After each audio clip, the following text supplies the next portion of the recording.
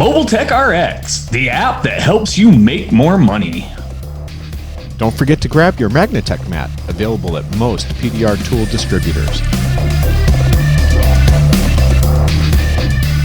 Welcome everybody to another episode of PDR Tool Time.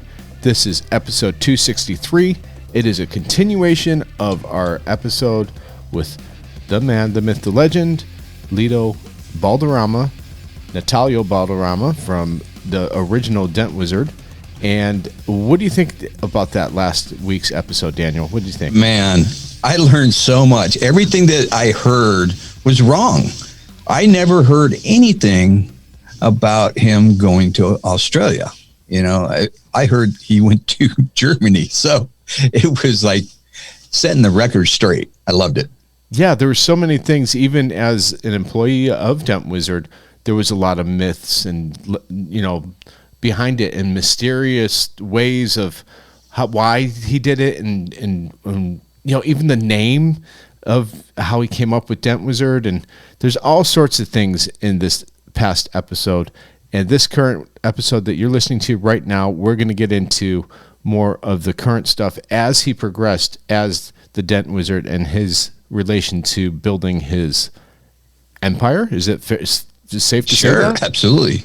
Yeah. So, the start of everything, really. Yeah, really. And I mean, it's, you know what? I'm just going to shut up and let you guys and gals enjoy the next episode. Let's get to it. Okay, and then I was doing a franchise, setting up the franchise with the paperwork and the marketing and everything. And one day I was working in Miami, and I received a phone call from a guy who presented himself, Mark Miravelle. Yeah, I remember Mark. Yeah, he was in St. Louis. And then he said, I want to buy into this. I need to buy into this, and I would like to be your partner. And I said, well, just by myself, I don't think I would be able to do it. And I said, okay, I think about it, and then we can talk. And my next trip will be going to St. Louis to do a demo. Yeah. For these guys. What year was that? Boy, I don't remember. 80. Probably 89. Yeah, late 89, probably. Yeah, 88. 90 somewhere. Because by 91, I think you were training, you know, some of the guys that are still around. Dave Shalat. Yeah. Dave Shalat is 91, I think. Yeah. And, I think it was 89. The first batch of technician was, one of them was Rick Hammer. Yeah. Another one was Miravelle, his brother. Mm-hmm. Yeah. Mark Miravelle's brother. And a few others that I can't remember their name. But anyway, and he called me, and I decided to go to St. Louis to introduce myself and introduce my demonstration. And they had a dealership, a used car dealership in St. Louis, and they said, whatever demonstration you want to do in whichever car you do it, we leave you alone. Yes, that's the only thing I request, and I don't want nobody around me. Yeah, I didn't know who I was dealing with, and there were so many people. At one time, there was the owner of one dealership in Miami, the owner, taking pictures of my tools, and a month later, he was competing with me. The owner of a dealership. The guy was so high in cocaine, he was doing anything imaginable. Yeah. Under the sun. He tried to compete with me and take a picture of my tools, and he tried to reproduce the tools. But anyway, I went to St. Louis, and I said, well, I'm going to do a demonstration for you. But unfortunately, we don't have any large dents here. All of these dents are very small for the demo. You can make one. I can make one, yeah. I don't know if you're familiar with the Johnson. Yes, yeah. Okay. I grabbed the Johnson. At that point, I had kind of a curve in it. And I had the trunk lead of a Mercedes-Benz. And I said, well, I'm going to give you a nice dent. And I grabbed the Johnson. I went against the back of the vertical face of the trunk leaf. Without no rag. Next to the star. The star, yeah. Was it then about this long? Yeah. And the guy believed in me, but he got concerned when he saw such a big one. But I was so jealous about people watching me that the first thing before I take any tools out, I start looking around, and I see a glass bubble on top of the door, facing me, and I was drinking coffee with a styrofoam cup, and I went over there and I finished my coffee and the right size for the cup. Perfect. And I did that then. I'm still amazed. If I had to do it today again, I don't think I'd be able to. I mean, I was illuminated by God. This is the only thing I can come up with. God was with me all the time. Yeah, yeah. In about 40 minutes, I finished it then. He could not pick any imperfection in it. And said, okay, we're going to invest. We're going to do this. That's how the partnership started. That's why the first 2 trainings were done in St. Louis. St. Louis, yeah. So let me ask you this. When did you do or attempt to do your first hail car? After I was in Miami. Cars that were brought to me by dealers, which they, knowing me, I was there. I had my office, my shop, my training center, everything in there. And people buying cars up north with hail damage and brought them to me. But hail, I never paid too much attention to because I was so quick in the side panels. Yeah. And I don't want to brag because I'm this stupid to drive. One of the reasons I never wanted to do an interview like this because people may think I'm bragging. I'm bragging about myself. I'm trying not to. Yeah. But this is the most awesome. I mean, I was thinking about this when we were discussing this interview. And there are thousands. Nobody's been able to come up with an exact number of dent technicians here in the U.S. But I can guarantee every single one of them is 6 degrees away from you and what you created. So there ain't no bragging here. This is the history of how we all even make our living. Now, I realize that. Yeah. With that, did you ever run into anyone else in the early years that was able to do it? Because I know there's people like up in Minnesota. There's a gentleman that was from Germany that he was, probably came from the same background as you as well. Yeah. A panel beater and then figured out how to do it without painting. Yeah, that's why one day I need to thank him because he was the reason he inspired me to do the franchises. Right. Okay. Because one day I had all Mercedes-Benz in the area I was doing. Yeah. Mercedes-Benz, Porsche, anything high quality or high-end cars I was doing. And one day I went back to one of the Mercedes-Benz and I started walking the lot. They always told me, whatever you see, just grab the key and do it. And one day I started walking the lot and I see a couple of dents were like the expression pizza. I don't know if you heard. Yes. And our dents were chewed up and full like a pineapple skin. Yeah. And I see one and then I see another one and I see another one. I went straight to the office.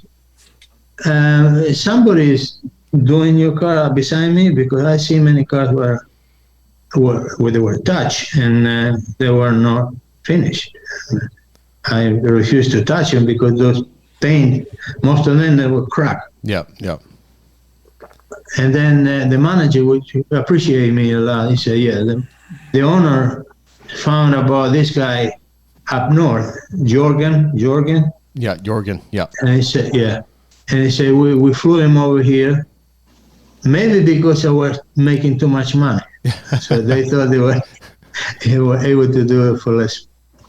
And we hadn't go for an entire day. He did all our cars. Yeah, okay. When you need me again, you call me. I'm not going to do your cars anymore.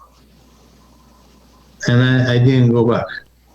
But then that was the time where I started doing the franchise. That I didn't do any more retail or wholesale work anymore. That's the Italian part of him, you know? Exactly. I do the same thing. Vendetta. Huh? And yeah, and let me tell you another funny thing that happened. I was in this dealership. The police came over and thought I was a black guy stealing, trying to steal a car. Breaking into the cars? Yeah, a guy came with a Rolls Royce Corniche, I think it was, a convertible. He had a very tiny dent on a two-door, on a rear panel next to the door. And I said, he said, "Can you fix it?" That was my idea. I was doing the dealership. If you are a retail customer, you have to follow me. Wherever I go, I tell you, I'm here, you bring it over and I do it for you. Yeah. I'm not going to go to your house. Because it happened to me a couple of times. I went to the house, the wife took the car. I can't do it. I had to use the car now. Yeah. Waste your And then time. he came over. Yeah, he came over and I said, well, how long is it going to take? And how much is it going to be? $100. The Rolls Royce, I was charging $45 on any car, but this car, $100. And let me take it to the back. I'll do it and I bring it back. Are you sure? Yeah, don't worry about it. I bring it back. Came back 20 minutes later, $100. And the guy said to me, are you sure the $100? It only took you, man, we're talking about 30-something years ago. Yeah. $100 then was a lot of money. Sure. Yeah. And he said, because I'm a brain surgeon and I don't charge that much. I said, I'm sorry, you choose the wrong trade. Yeah. That was the cocky version of me. I regret that. Because that was stupid to say. But I anyway. think we all do that, though. You know, at the end of the day, we fix metal on cars, and it's not, we're not saving people with brain surgery or but it's still, important job. It's funny you say that because I remember going to my lawyer and fixing his car, and I knew what he was charging me an hour, and I charged him the same amount. and he would call me like at least once a year. I would see him at least once a year, and I would see how much he was charging, and so I would up my prices every time I went back to see him. Because I wanted to make the same amount that he did. but you, I don't think you did the entire thing altogether the way you're supposed to. You should ask him for a retainer. Oh, yes. Yes, I should have. 5,000 retainer, and then we talk. Right. Okay.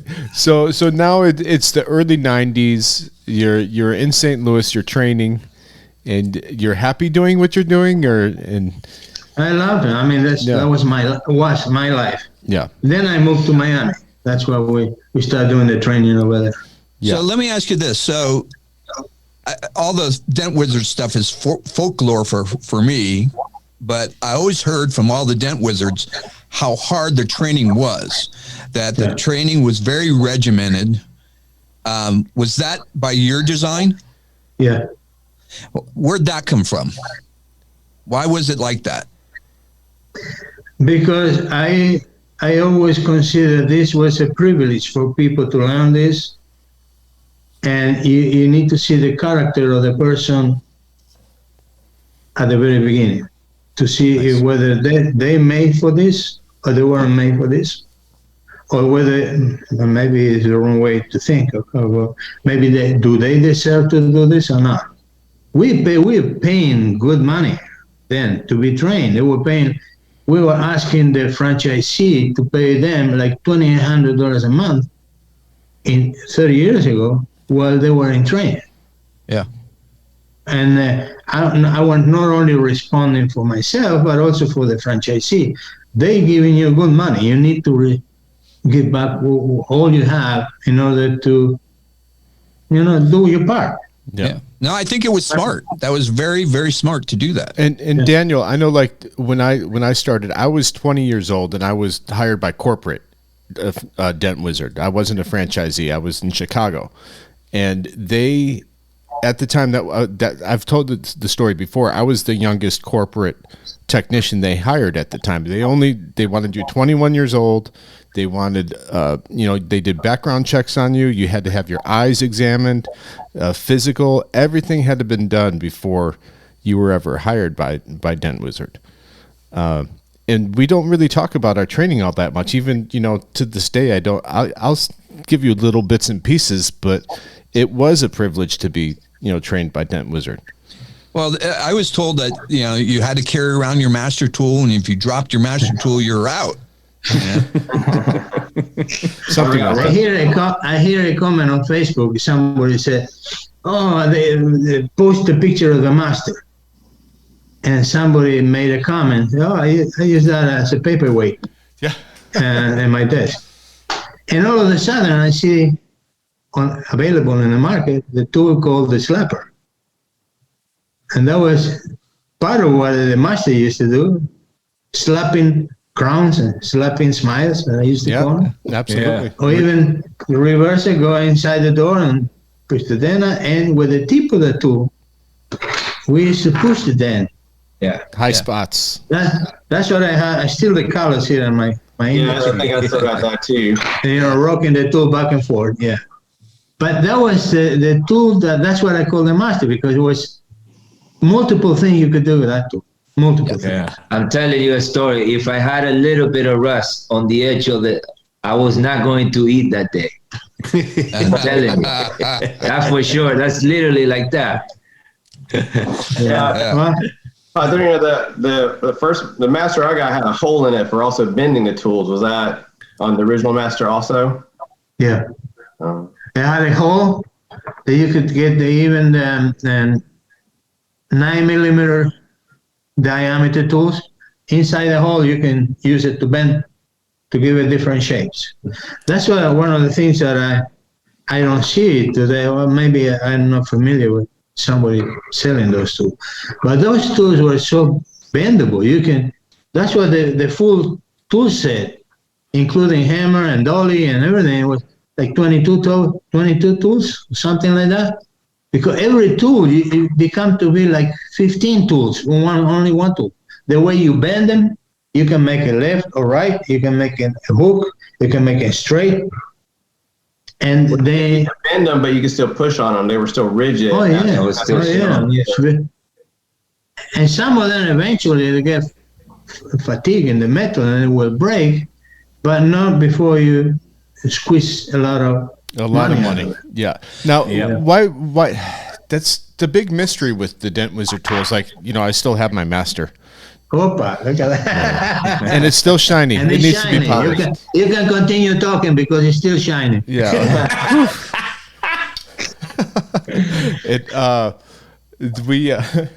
The metal, they were made in Argentina. At least the ones in '95, they were made in Argentina. And I know the metal was so strong on them compared to what other countries, and maybe the heat process of heat treating, it was always different than what you could get in the States. Yeah. So that was my specification, and I had these people working with me, and we got the first set of tools in a matter of 1 month. We got select which tool and fabricate it, and then 6 weeks. In 2.5 months, we had made like 40 sets that we ship over, and we send them to St. Louis when we start doing the training.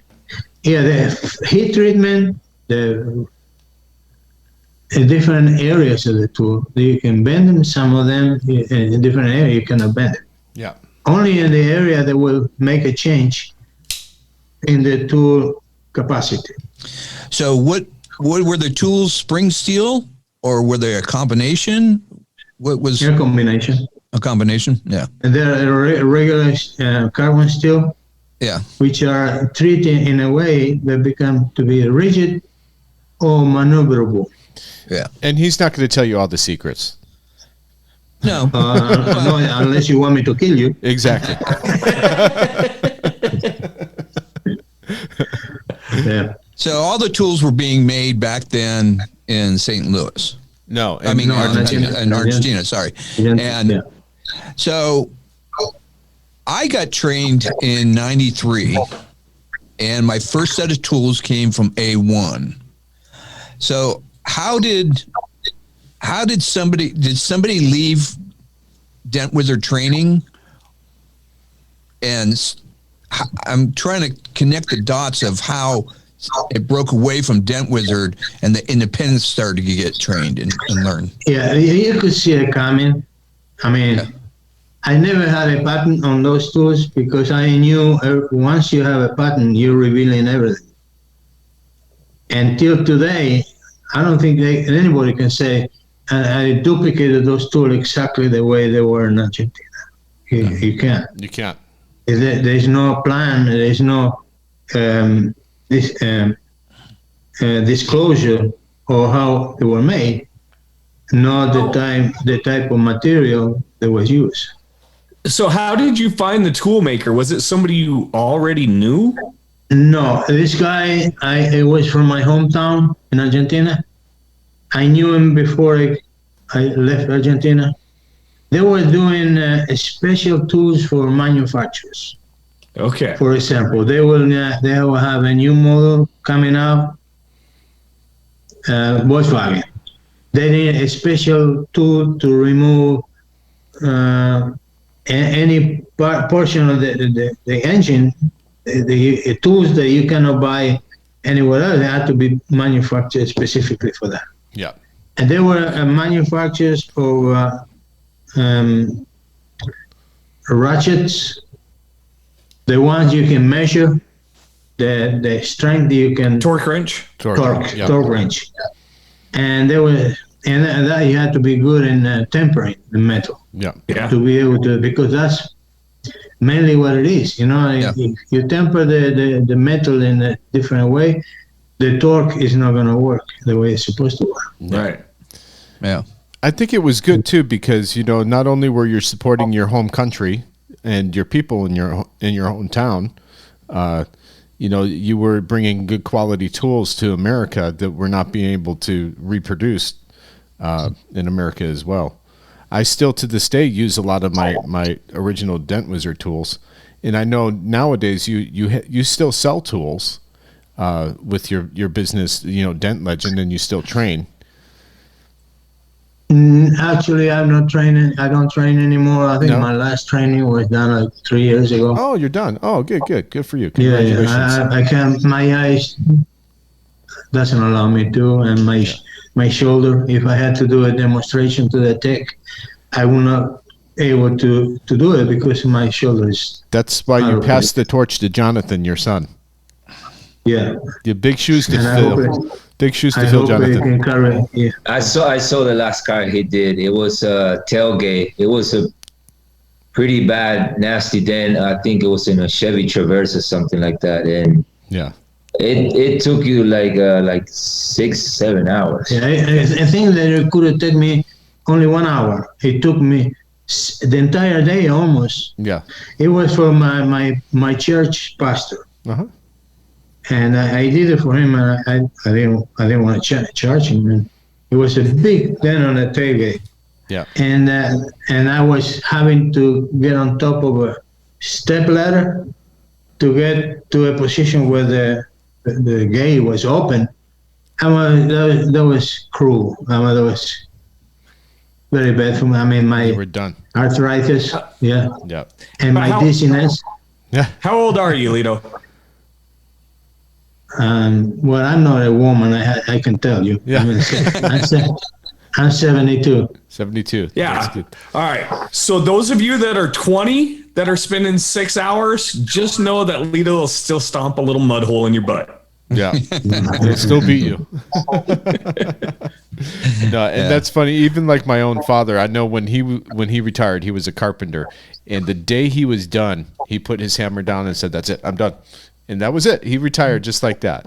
You know, I can say, as much as I love my job, at one point, I don't know if it was my self-conscious or I don't know what, I started hating it. Yeah. I can't take it anymore. And I see some people doing this gesture, I pushing that, and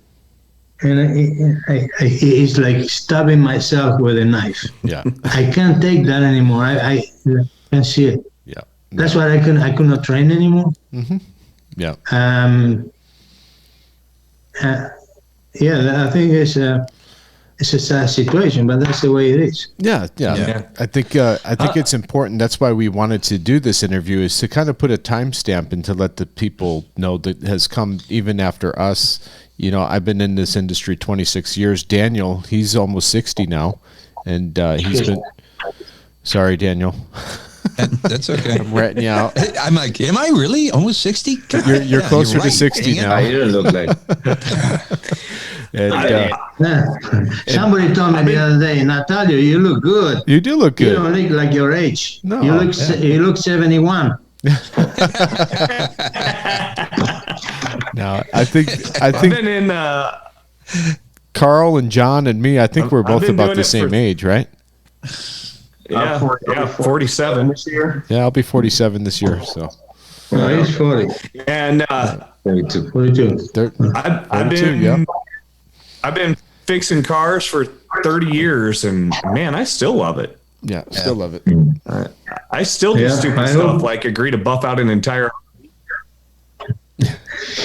I hope you continue enjoying it, because it's wonderful job. I mean, I always say, you never leave your house bored, because you never know what you're going to encounter. Same dent Exactly. in the same car model, different color is entire different story altogether. Yeah. Because you don't see it the same way you see it in a white car, black car, red car. Now, why do Everything is a new beginning. you think it's so different like that? Like, you know, there's other craftsman jobs, like a panel beater or maybe a finished carpenter. Why is it that fixing a dent and not having to paint it is so special? Because it is special, and we wouldn't have this podcast if we didn't think it was special. And you know, we have 2,700 listeners a week downloading our podcasts throughout the world, and they think the same thing. They think they are in a very unique, industry or profession that is very special. Because they are. This is not a regular job. This is very much like vast percentage of it is like craftsmanship, like a craft. Yeah. You need to. I mean, we were able to reproduce art to other people.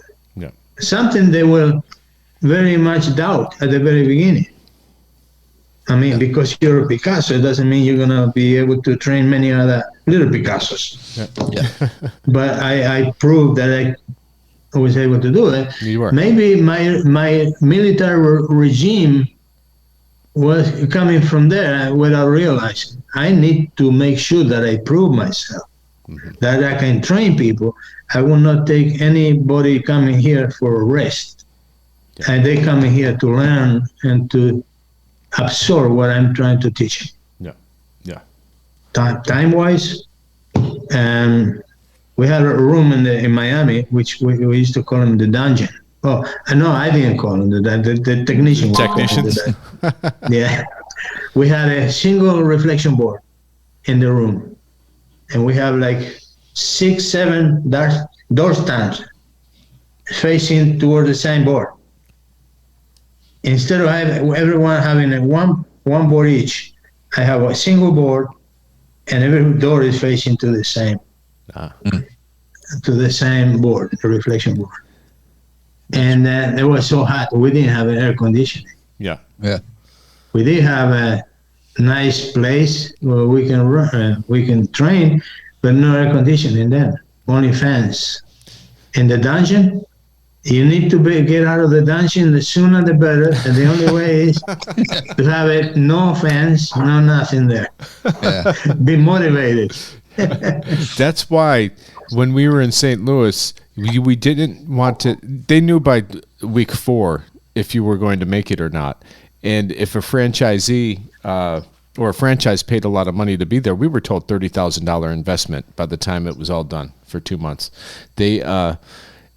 The franchisee would send that technician down to Lito, and no one wanted to go to Lito. They were in trouble because Lito, he could make, lemons or lemonade out of lemons. If you were a bad technician, you could pretty much teach anyone, is what we were told up there.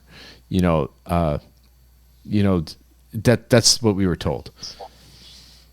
Yeah. Well, I was so rigid at that time that even people that I thought didn't belong to the trade, Mm-hmm. I had him sitting in the couch in my office for a week, and to see what kind of reaction they would get. If they came to me and pleading, not that I would feel like God, no, nothing like that, but I feel that those people have a cocky personality that it will not match what it takes to be a technician. Yeah. And if you come to me, you're going to send me there or not, you're gone. Yeah. You're not going to even be part of the training. But I look for humbleness and people willing to not sacrifice, but put in every effort towards the training and the learning. Yeah. Now, what about Carl? Carl, did you get trained by Lito or no? No, because I came in, I was in, June, July, 97. Yeah. So I trained in St. Louis. Gary Payne and Tim White, who's actually still an instructor over there, Yeah. and Brad Beach were my instructors. Yeah. Gary was my main instructor. Same here, Gary But Payne. it was tough. The first week people were dropping out, like spending all day upside down on a flooded cars that they salvaged, and the steel was like washing machine steel, and you're hurting. I worked out every night. I lost like 30 pounds the first month I was with Dent Wizard training. Did they charge you for it? No, that was freebie. Yeah. Yeah. But in St. Louis, you have air conditioning. Exactly. We did. No, we didn't have, the doors were open. We were sweating our brains out. I was in there So- January and February, so we needed heat. We were good. Well, then they moved us over to, after week 4, they moved us over to Rudolph Road or somewhere. It was like a gravel lot they had you train in. And then by week 6, we were out at the dealerships. But everybody in my class, we had a really good class. Yeah. Doing the route with the I managed to technician. stay in, yeah.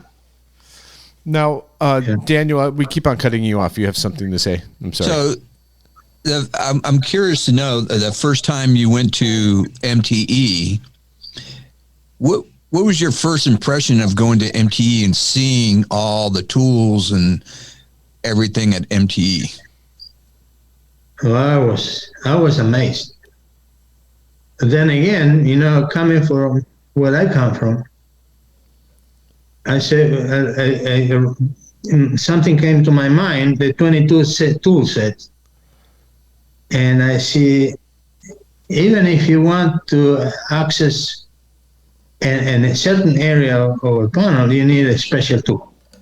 I said, well, I think many people trying to compensate lack of knowledge by getting new tools. Yeah. I wrote something on internet today. It says, a good technician, you give him a bad tool, he can do anything. A good technician. A bad technician, you give him every best tool they can think of, and we still make a mess. Yeah. Because the tool doesn't make a technician. The technician works with any tool. And one day I did a demonstration for a Japanese group, came to Miami, and my shop was closed, and was these people ready to go to the airport to leave. After we did negotiations to sell the rights to Japan, And I said, I don't have anything. I go into my pocket, nothing. He said, does anybody have a pen? You know, one of those big pens? And Japanese said, here, also. And I grabbed with my fist, with my knuckle here. I hit a hood on the car. I made a dent. I got the pen. I got the dent out with a pen. Yep. Yeah. You don't need special tools. It's the knowledge. Yep. But yeah, you need to use your common sense. Use your common sense. Yeah. I remember when I was doing a door bend, and I had my 22 tool sets next to me. And before I was working out, before I even got my iron the repair, I was thinking which tool I'm going to use next. And I knew exactly where it was. And I was keeping looking at the dent, and I dropped this tool and I grabbed the other one and without losing sight. This is total 110% concentration. Sure. And that you can do only when you're committed to it. Yep. Now, did you ever switch to a light from a board to a light? Yeah, when we started doing the training in Miami. Okay. Yep. Yeah. Because that's where I think the industry really started to grow in the tool industry is when we first got introduced to lights. Because my first light it probably weighed over 100 pounds. It was huge. And I would pack it into, my first car was a little hatchback, and I'd have to lift this thing into the hatchback. And it was just a regular fluorescent bulb fixture that you'd hang on the ceiling, and the bulbs would break all the time. And it wasn't used to getting in and out. And I would have to buy a new light fixture probably every 3 months, because they'd wear out or the bulbs would break or something. And I would lug this thing out, and I had like probably 500 feet in extension cord just so I could use the light, because I didn't learn on a board. I had to use the light. No, man, we had our lights were a plug-in shop light bungee to the back of a reflection board. That was our first lights. Yeah, we did the same thing. I was so excited when I got this. And this was probably in 98. And it plugged in. I remember those. Maybe 2000. So it's going to go into the Hall of Fame. Wow. And then I finally switched to, when I found Lockline, I finally made my own Lockline one with a magnet. And I went to the RV store and I bought an RV light that went underneath the cabinet. And that's when I came up with, I made my own mini light. I remember Tom Price was the one that was telling me that they were making mini lights. And I go, oh, okay, if somebody's making it, okay, I can make my own. And I remember making my own probably in 95, somewhere around there, 94, 95. Probably 95, I think. But yeah, that was the first year that I started really thinking about making my own tools, and because I was finding areas that I couldn't get to with the tools that I had, and so I started diving into designing stuff. Yeah. But now we should probably transfer into your new tool. You came up with the new tool. That's how Carl is here. Why don't you kind of introduce us to this, Carl? Well, we've known, Lito for a while, and Jonathan, and, the first time I got to really meet Lito, I call him Padrino, which means is Spanish for Godfather, was at an expo, and I was like, honey, 'cause my wife's, almost Mexican. And I was like, honey, you got to meet, this is a Padrino. This is the guy that started everything. It was like, I was starstruck, because it was such an honor to meet this man. So we've had a friendship for a while, And Jonathan called Alma one day and said, "Hey, my father has this tool that we've been using for years, and I think that it would be a good tool to introduce to everyone." So we took the original and just kind of revamped it a little bit. It's still basically the same tool, just a few tweaks. It's a 3-tip knockdown. The original was like a CNC Padrino. It was a CNC nylon with these phenolic tips embedded into it. So the new tool now is injection molded. It's still made out of super strong material, and we just made it where you could change the tips because everybody's kind of got their favorite tips. Like that's so fine. these The black one. These here were the original. The phenolic. Yes. That tool, sorry. Yeah, that was the original. And then They now will call this it is- the rectifier. It was called what? The rectifier. That was the original name of it. Gotcha. And I think what's important, especially for new technicians, there's knockdowns that are, 4 inches long. Dentcraft makes a 3-inch, a 4-inch, which is very popular, and so everyone pretty much has had those for years. I think what's important about a tool like this is having the tips close to the panel, because the longer the knockdown, the more chance you have as missing, or hitting it on the side, and your knockdown slipping or things like that, not getting the exact drive by hitting the exact top of the knockdown. With this, it's it's maybe 3 inches in length, right? With the tips, about that. I would say, a little bit more maybe. Yeah. So for our listeners out there, it basically looks like a, how many sides is this? It's octagon. Octagon. Yeah, I was gonna. It's a stop sign, Daniel. Yep. Yeah. And Look, so you can put 3 tips on it. I didn't want to say it because I don't want to ruin my creation, but it looked like a coronavirus.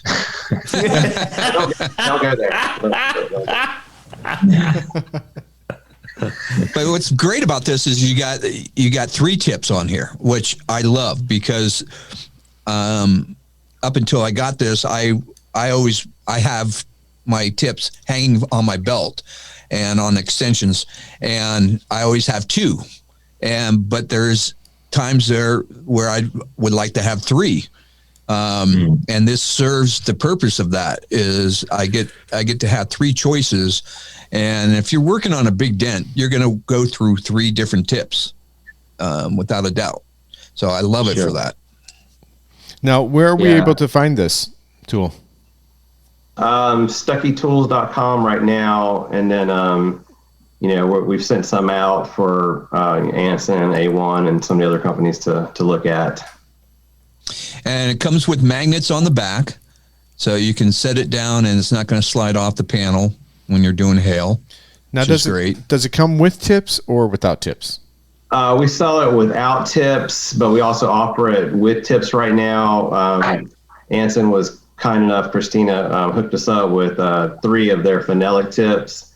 So we had the same thing. It was sharp, a medium, and a broad tip. That we also, and they're made out of the peak material. Oh, there you go. And yours, the one you're selling is going to be in neon green, right? Yes, it'll be this color. Okay. So Daniel got one of the first runs. This color. Black. Yep. Yeah, I just got it today at the shop. I haven't even had a chance to take it out of the wrapper, so I'll be playing around with it in the shop for sure, and I'm sure Anson will be. I'm sorry, Vince. I was just thinking, because I'm a technician as well. So every time, like Daniel was saying, I know you work on motorcycle tanks. I used to too, but I got so busy with cars. But anyways, going back to your, grabbing one knockdown, another one, and I use all of them. I love all the knockdowns, but here you got that choice, right? And like you say, you got a high spot, this and that, and the weight on it and the grip on the middle that design by car, man, it's just nailed it so good. You know, when you hit, it's solid. You know, it doesn't move. I mean, it's not because it's R2. I just love it even better than it was before, and it's really, really useful and practical. So it's got 2 indents on either side for your fingers to pinch it, and it feels really, really good in your hand. It's nice and smooth. It's that nylon material that is indestructible. So this thing's never going to wear out, first of all. You got the Stucky logo on it. It says El Padrino. And it's got the magnets on the sides. Just really well made. It's got metal inserts. So inside, that's not going to wear out. So overall, this thing's going to be indestructible. You're going to have this tool for the rest of your life. Yeah. And you know that it has some history like it does. I think it's a tool that everybody should go out and buy for sure. How much is it selling for, Stucky? Right now we're doing an introductory special, so I think they're $39.99 without tips. Yeah, perfect. And you can get them with the Anson Peak tips for an extra $40. I'll put the links in the show notes to the direct page as well as to the Stucky store. Yeah, because as we pimped everything else that Stucky makes, you need to make sure and spend a little time in that store. Yes, absolutely. Yep. Well, yeah. What else do you want to talk about? El Padrino. Man, I'm terrible. You know, my father's from Italy, and I can't even speak a word of Italian or Spanish. I was going to ask you. You're Italian, no capisci. No capisco. No capisco. Sorry. I know 3 words. It's funny that all these misnomers of what the stories I heard. You know, I heard that you went to Germany and went into the German factory at Mercedes and learned it there. And then, so it's great to finally get it from the horse's mouth, so to speak, and, you know, clear up history and really get it down into the record books of what went on and how the industry got started here in America. And speaking for every tent deck, man, I'm so appreciative of you and what you did. Thank you. Thank you, Daniel. Thank you. I'll chuck up a little, Padrino, because you, like I told you, you know, I wouldn't have my life now if it wasn't for learning. Yeah. Yeah, we owe you a lot. Let me say this: the thing that I relate 100% to whatever I did in life was with inspiration of God in my life. Absolutely.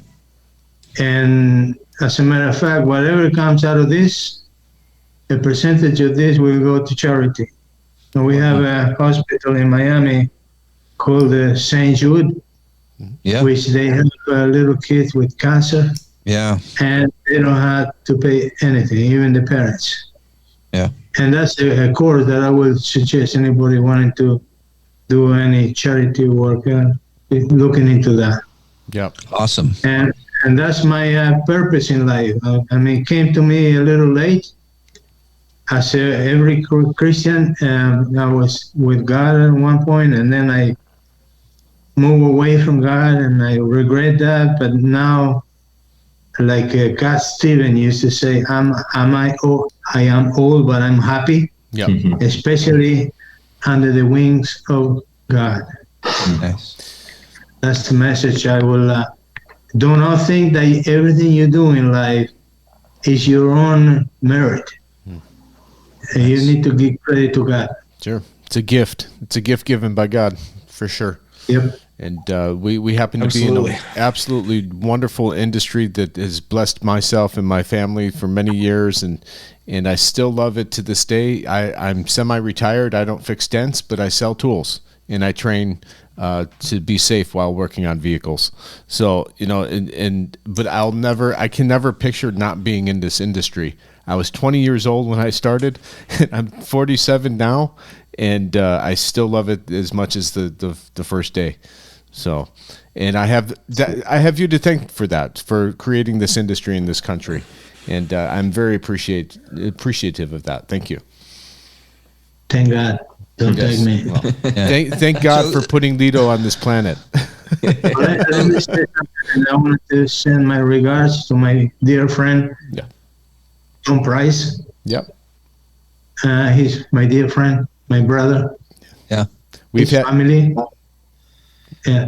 And also, I want to apologize to you, Dan, because at one point, I'm sorry if I offended you or if I looked no. cocky, but at one point I refused. But the reason why I changed my mind is I was talking to my son. This is the best way to bring people to God. Yeah. Yeah. You know, to see if people in the industry can see what God can do in somebody's life, and I encourage them to be part of the Word of God.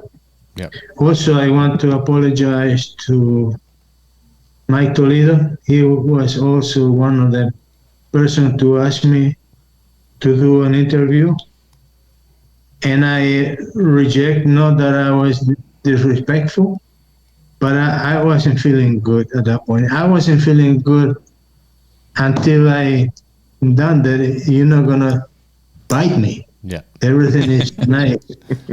Thank you, Carl. Thank you. You're a nice person. You have a beautiful family. Yeah. Each one of you. And also, I'd like to give apologies to Randy Hobson. Randy. Which also Yes. he was one of them like 2-3 years ago when I was spending time for the show. I was with Tom Price and he introduced me to him. And actually, I tried to run away from him. I was so unrespectful. I look in somebody else's eye like a coward. Yeah. That's all But right. today, I face in the camera, I face each one of you, and I appreciate what you do, and I enjoy seeing each one of you excelling in life with something that somehow, I put a little grain in it, like seed master, Yes. but never forget to give thanks to God. Absolutely. It's And the reason. Lito, Are we all going to those see more tools coming out of you? You think in the future? Yeah, I got a few that nobody ever seen. I would say amen to that. Amen. Yeah. I think we all want that, so. And just Keep so you up know, with it. all those people that you mentioned, they're all friends of ours, and I'm sure they would be happy and grateful that just as we are to come on here, they're happy that at least one of us got your story, so we could go on and carry this on, this legacy of this industry to the people that come after us. Yeah, it's really important. I mean, to get it, get it in our history of what happened, exactly how it happened. I'm really thankful for. Although some of the stories, the myth stories, are pretty funny when you hear, Right? like what you said. Yeah. So, Yeah, I mean, I was certain I was picturing the tuxedo you'd wear back Yes. then. It would have been the ruffle one. ruffles, big bow tie.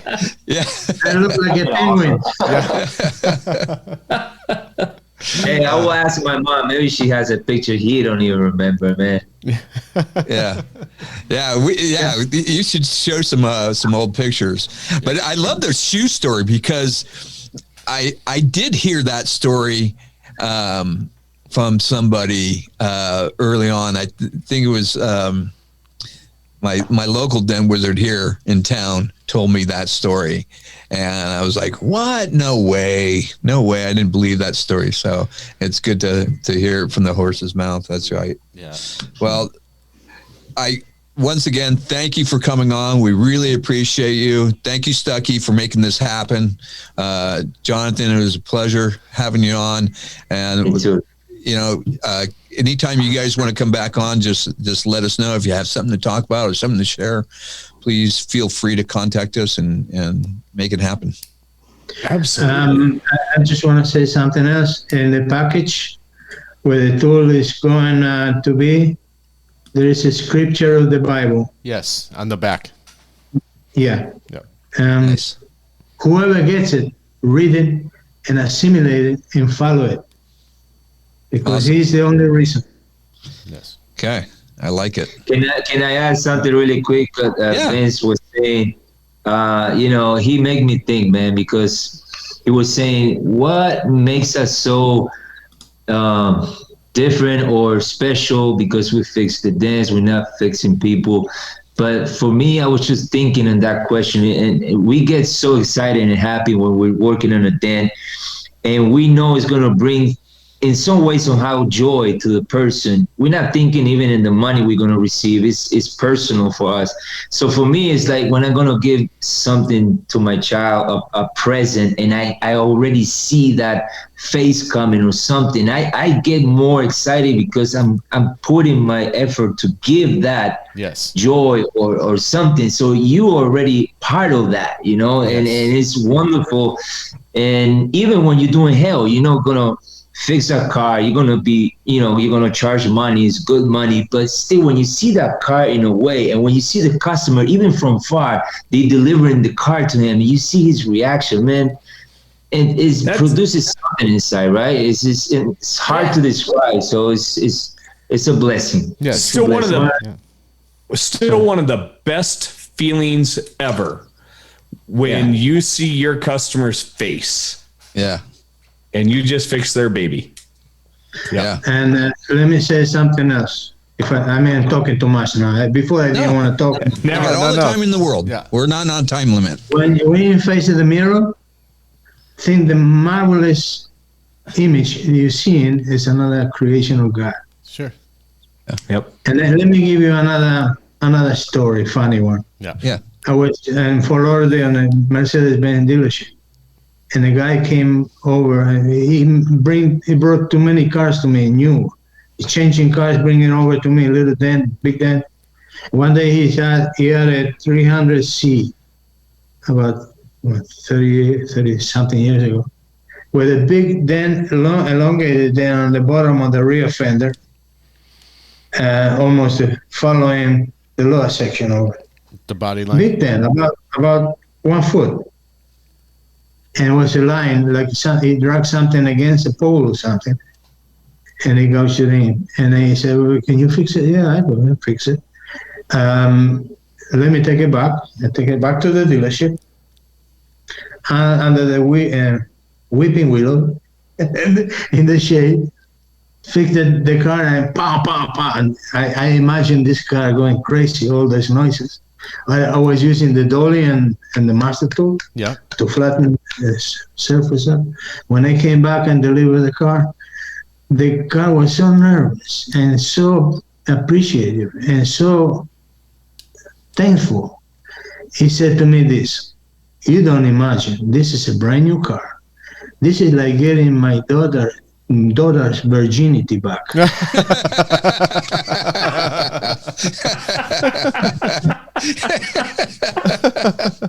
Wow. I never heard that one. That's a good one. now, let me ask you this, because I just thought about this, and you don't have to answer it because I know you've seen thousands of technicians throughout the years and you've trained a lot. But are there a few that have stuck out more than others for their accomplishments? You know, like one guy that I know sticks out for me out of Dent Wizard is Scott Blenn. He was a fantastic technician and fixed big dents very fast. Are there anyone that, you know, throughout the, you know, I know you're going to say Tom Price because he's, you know, another legend in our industry, but are there any names that stick out to you throughout the years?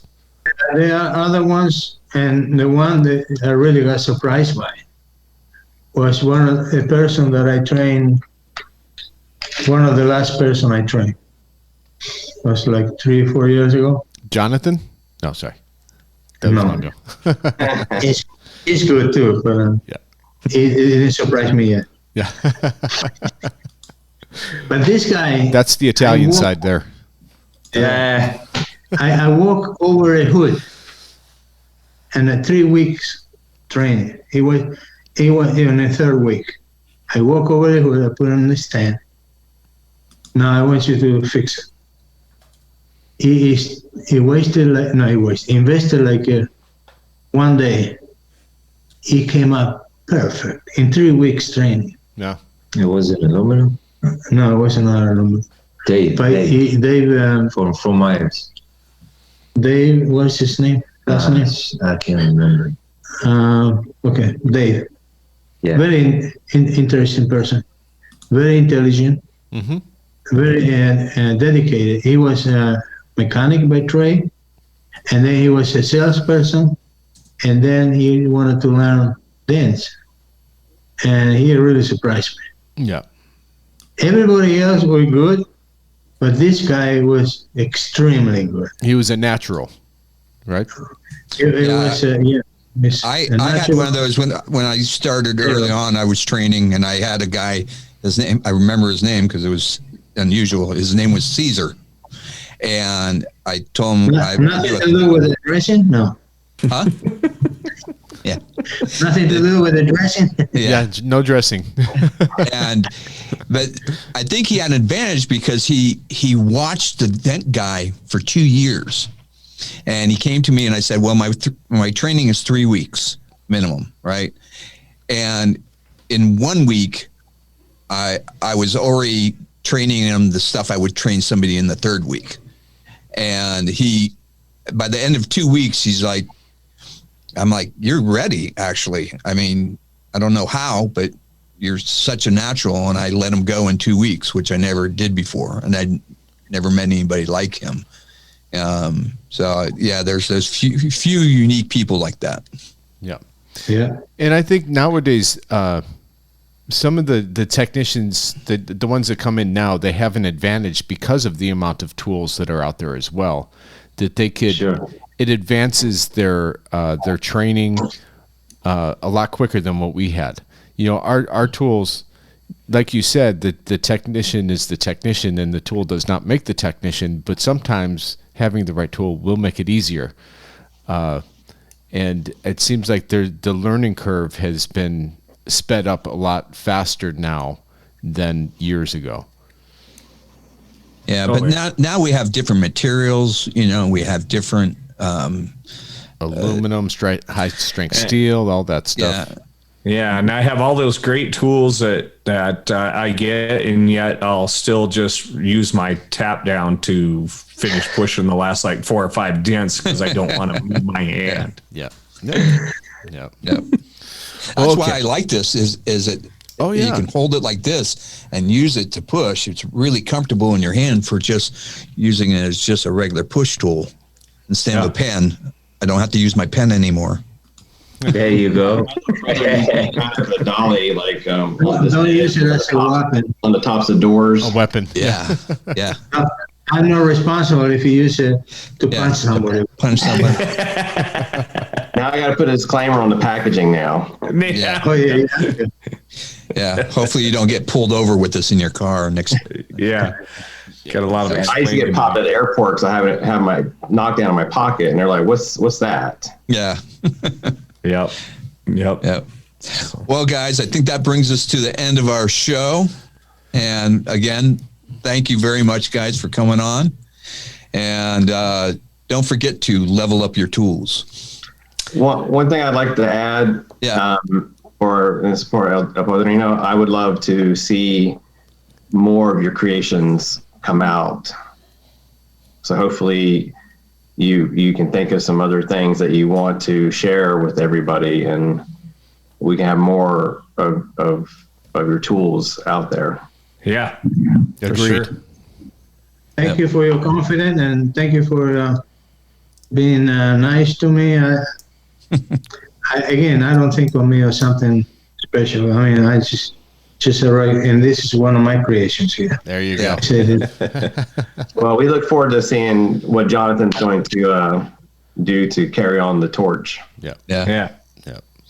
Big shoes to fill. Thank you, guys. Yes. Thank you, guys. I mean, for me, I was, growing up with him, so admiring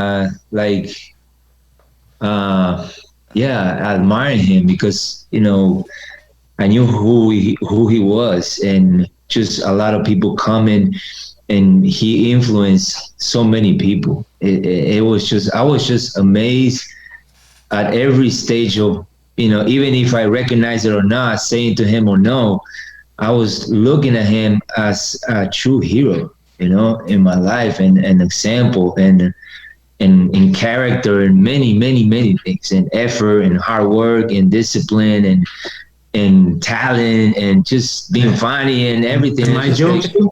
Yeah. Of course, the And, jokes. you know, even when I go, I'm famous by little jokes. Yes. yeah, little jokes. I mean, sometimes I laugh, but I know that joke, but I still laugh, man. His Come on. mother used to come behind me and ask for, I'm sorry, he doesn't know what he's saying. You know, when we were in a place, she was so embarrassed of my jokes. Even I feel humble when somebody like you, I met you then in MT, like I think 5 years ago. I think I posted a picture on Facebook on your birthday. That was so cool, such a good moment. When I met Carl, Mike, when he was flying the drone, I remember the MT.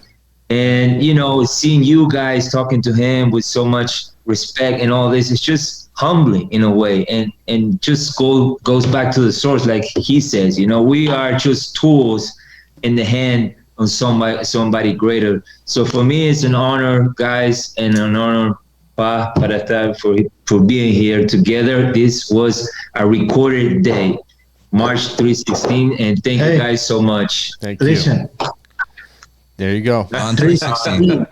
Yep. read the Bible. Yes. This is the heart of the Bible. Okay? Yep. And the day today. Thank you, guys. Been Thank a you. pleasure. Yes. God All right. bless you immensely. Thank you. And stay together Yeah. and stay with God mainly. All right. you. Thank you. Thank you, big Carl. Carl, thank you very much.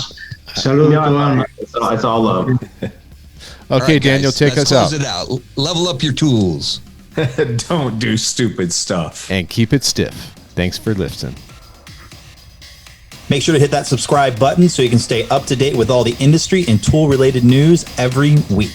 Visit AnsonPDR.com for the largest selection for just about all your PDR tools, where you'll find hog glue and hog tabs,